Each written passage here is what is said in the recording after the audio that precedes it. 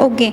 जैसे आपने बोला कि स्टेरॉइड में 100 mg लाइक, तो ऐसे प्रोटीन में भी कुछ वो होता है कि आपको उतना ही लेना चाहिए, उससे एक्सेसिव आपको नुकसान करेगा? That depends on your weight. मैं डिटेल में नहीं जाऊँगा, ओवरव्यू में बताता हूँ कि मेरा वेट है लेट से आज 60 किलो। तो मेरी जो एक्टिविटी है, मैं कुछ भी नहीं करता, सिर्फ आता हूँ अपने ऑफिस का काम लॉगिन करा, खाया, सो गया, मेरी कोई फिजिकल एक्टिविटी नहीं है, तो मेरा पर बॉडी ग्राम ऑफ वेट जाना चाहिए। जैसे 60 किलो का मैं हूँ तो 60 ग्राम ऑफ प्रोटीन मेरा पूरे दिन में कंप्लीट होना चाहिए, चाहे मैं वो प्रोटीन बॉक्स से लूँ या फिर डाइट में लूँ। एक अंडे में से मुझे 4 ग्राम प्रोटीन मिलता है, ऐसे कर करके ऐसे ले लूँ। बट अगर मेरी मिनिमल ऑफ द एक्टिविटीज़ है, मैं आ रहा हूँ, कुछ एक्टिविटीज़ भी कर रहा हूँ, मूवमेंट भी कर रहा हूँ, फिर मेरा अप डाउन भी है, मैं बहुत एक्सट्रीम नहीं जा रहा हूँ, लेकिन हाँ मेरी मिनिमल ऑफ द मूवमेंट्स है, तो 1.25 तक मैं उसको कंज्यूम कर सकता हूँ अपने प्रोटीन को। बट अगर मैं 1.25 से एक्सीड कर रहा हूँ, मेरी फिजिकल एक्टिविटीज़ भी हैं, मैं कभी कभार मैं प्लेइंग जिम भी चले जाता हूँ, मैं फुटबॉल भी खेलता हूँ, क्रिकेट भी खेलता हूँ, फिजिकल एक्टिविटी है, तो that is goes up to 1.25 से लेकर 2 पर बॉडी ग्राम बॉडी वेट। मतलब 60 किलो का था तो 120 ग्राम, हाँ 120 ग्राम था। लेकिन अगर मैं, जैसे मैं बॉडी बिल्डिंग करता हूँ, एक्सट्रीम मेरा वर्कआउट है, मेरा बॉडी का टॉर्चर इस हिसाब से है कि मेरे को उसकी ज़रूरत ही ज़रूरत है, तो मैं 2 टाइम्स ऑफ ज़्यादा लेता हूँ। मतलब कि 120 ग्राम से ऊपर मेरा प्रोटीन पर डे का इंटेक होना चाहिए, ताकि मेरी मसल्स मेंटेन रहे। जिम में जाके मेहनत तो कर ली, मसल्स तोड़ दिए, लेकिन जब वो रिकवरी उस हिसाब से नहीं हो रही तो मसल्स मेंटेन कहाँ से रहेंगे, बनेंगे कैसे, वो ग्रो ही नहीं करेंगे, वो तोड़ देंगे। इस हिसाब से हमारा पर ग्राम वेट से इसको हम मेजर कर सकते हैं। ओके।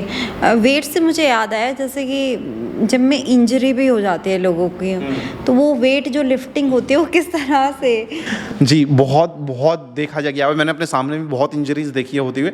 मेरे को भी माइनर, बहुत मेजर नहीं हुए, माइनर हुई है। जब हम ईगो लिफ्टिंग पे आते हैं, मेरे बॉडी का पोटेंशियल लेट से कुछ कंपाउंड मूवमेंट्स होती हैं, मैं आपको बताता हूँ, डेडलिफ्ट, स्क्वाट्स या बेंच प्रेस, कुछ कंपाउंड मूवमेंट्स हुई जहाँ पे मेरी बॉडी की लिफ्टिंग की स्टेज है, मैं 100 किलो तक उठा सकता हूँ, मुझे पता है, मैंने अच्छे से वार्म अप कर लिया, मैंने 100 किलो तक उठाया।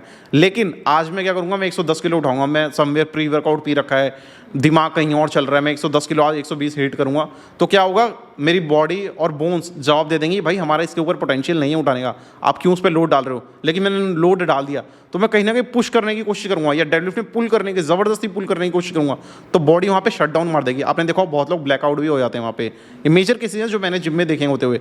इंजरी कहीं ना कहीं, ये जो जॉइंट्स हैं, ये इनके पोटेंशियल है सिर्फ 100 किलो उठाने के, मैं अगर यहाँ पे सिर्फ 110 किलो दे दूंगा तो आप सोचिए ना, लोड इतना उठा नहीं पाएगा, टक करके नीचे बोल जाएगा, तो इंजरी होने के चांसेस है। Same goes with shoulder, with a lower back as well, बहुत बार हुआ है। तो always listen to your body और अपना एक प्रोग्राम बनाओ, जिसमें कि हम जब से ट्रेनिंग, जिम में ट्रेनिंग की मैं बात करता हूँ, तो हमेशा एक प्रोग्राम फॉलो होता है 5x5, मतलब 5 सेट्स एंड 5 आपके रेपिटेशंस। इस हिसाब से मैं ग्रो करूँगा। मैं सीधा जिम में जाकर 100 किलो उठा लूँ तो मेरी बॉडी उस हिसाब से रेडी ही नहीं हुई कि भाई आप 100 किलो अचानक से दे दो उठाने के लिए। पहले आपको 10 किलो उठाना है, 50 किलो उठाना है, 60 उठाना है, फिर 80 उठाना है, फिर 100 जाना है। तो आपको एक प्रोग्राम बना, हमेशा जो भी जिम जाता है उसके लिए एक प्रोग्राम सेटअप होना चाहिए। अब वो आपका ट्रेनर देगा या इन्फ्लुएंसर देगा, मैंने अपने चैनल पे बहुत बार डाला हुआ है, या बिगिनर के लिए प्रोग्राम में फॉलो कर सकते हैं आप। जैसे आप बोर्ड की एग्जाम्स की पढ़ाई कर रहे हैं, मैं आपको दूसरे दिन उठा के बोर्ड के क्वेश्चन दे दूँ तो आप वो नहीं सॉल्व कर पाएंगे ना। आपका एक प्रोसीजर होगा, तो सेम भी आपको प्रोसीजर फॉलो करना है, 10 kilo 20 kilo with proper form.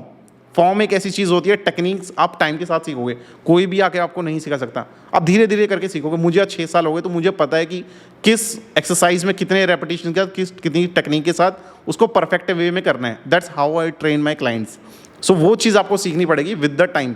जो लोग बहुत जल्दीबाजी में, पेशेंस छोड़ के बहुत जल्दीबाजी जोश जोश में करते हैं, वो इंजरीज का सामना देखने को उनको मिलता ही मिलता है।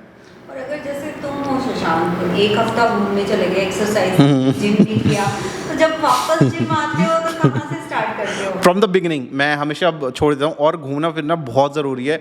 मैं बोलना चाहता हूँ, जो लोग सिर्फ जिम के लिए ऑब्सेस्ड रहते हैं, दिमाग में क्या चल रहा है, आज प्रधानमंत्री कौन है पता नहीं, कौन से इलेक्शन में कौन जीत रहा है पता नहीं, ड्राइविंग लाइसेंस कैसे बनाना है, ऑन अराइवल पिज़्ज़ा कैसे करना है पता नहीं, सिर्फ इतना पता है कि जिम में आके वेट कैसे उठाना है, तो वो चीज़ मेरे को डम एज लोग लगते हैं।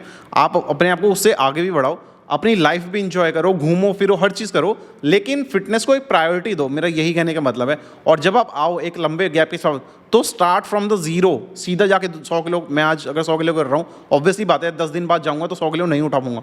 I will start from the zero, 10 kilo, फिर 20 किलो, फिर 30 किलो, 1 महीना लगेगा मेरी बॉडी, या फिर 1 हफ्ता हो सकता है, वो सबकी अपनी रिकवरी रेट होती है। मुझे 1 हफ्ता से 1 महीना लगेगा, मेरी बॉडी वापस फॉर्म में आ जाएगी।